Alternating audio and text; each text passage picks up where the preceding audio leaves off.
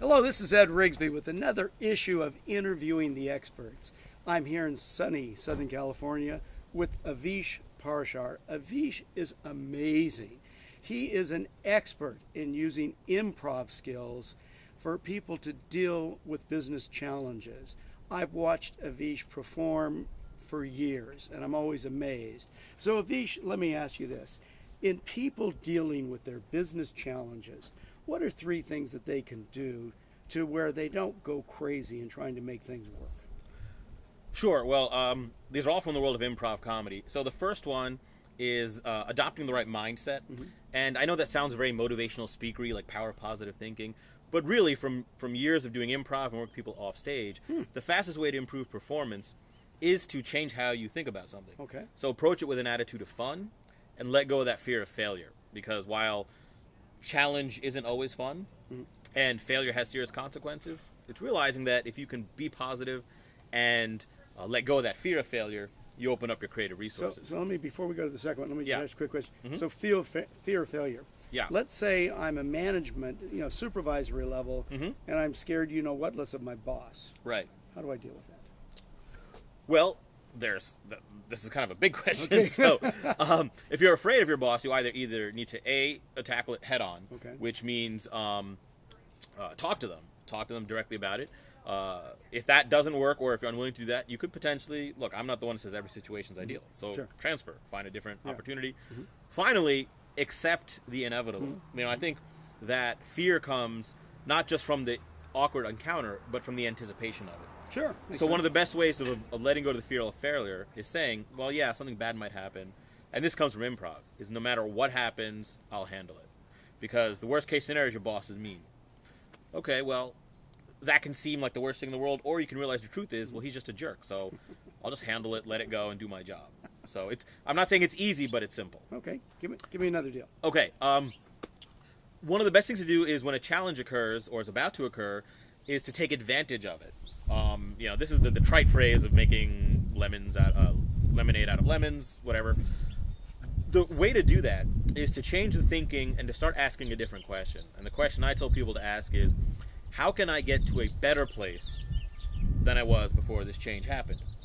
And what I find is the default response, it's a natural human response, is when we're faced with a challenge or a change, is to ask ourselves, how can I get back to where things were before? Oh, okay. I just wish things could be like, or how can we do business, how can we maintain the status quo after this change happens? Which is stupid because change changes things. And you can never do the status quo, and that's how you slowly or quickly fall behind. Great improvisers, when a change happens, step back and say, how can I use this? What's the opportunity here? How can I get to a place that was better than before the change happened? So people need to be a little more fearless. They need to be fearless. They need to change their thinking. They need to step out of their comfort zone. Okay. Which is kind of the next item, is to take a bold step. And in improv, when you're building a scene together, when two people are working together, we don't know. When I'm working with a partner, we have no idea where this is going to end up. Sure. We just take one step. I say one sentence, and then my partner says a sentence, and I say something back. And we slowly, step by step, navigate to this completely new place. Mm-hmm. When dealing with a challenge, too often individuals and organizations waste an inordinate amount of time in analysis, in research, in thinking, in discussion, in meetings. You will learn more and make more progress by simply trying something, seeing what happens, making an adjustment, and then trying again.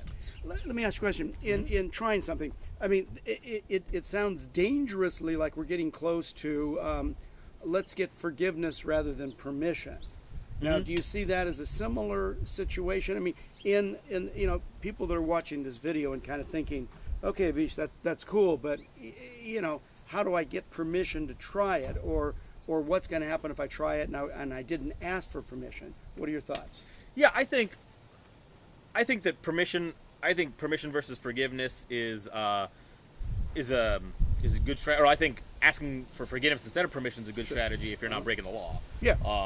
Makes sense. But yeah, and I think what you're saying is, what I'm saying is that people too often wait for that permission from themselves. Oh, I see. They want I see. to figure it all out before they take the first step. Oh, so for example, internal permission. For example, you got someone who's sitting there thinking about starting a business. Yeah. Well, they spend months researching, reading, getting addicted to blogs and podcasts.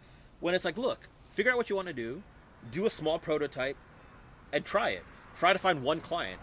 You will learn more by trying to find one client than you will spending 6 months putting together a marketing plan. Yeah. Which is not to say that some planning is not important, but if you take a step, because theory goes away. I think it was a general who said, the plan goes out the window after the first shot is fired. Sure. So spend a little time planning, but if you really want to deal with challenges, take action. Because action, here's what I say. Tentative action will either yield tentative results, which are unmotivating and useless, or little feedback that you can do nothing with. Amazing. Bold action will either give you big results, which are great, or big feedback, which tells you, okay, here's how I need to adjust. Feedback rather than failure. Feedback rather than failure, exactly. Awesome. So Avish, if somebody would like to talk to you, learn more about you, or even better, if somebody would like to hire you to be their keynoter at their next conference, he is a really good keynoter. So if somebody wants to get a hold of you, how do they do that? The website is the best place, and that is dinghappens.com.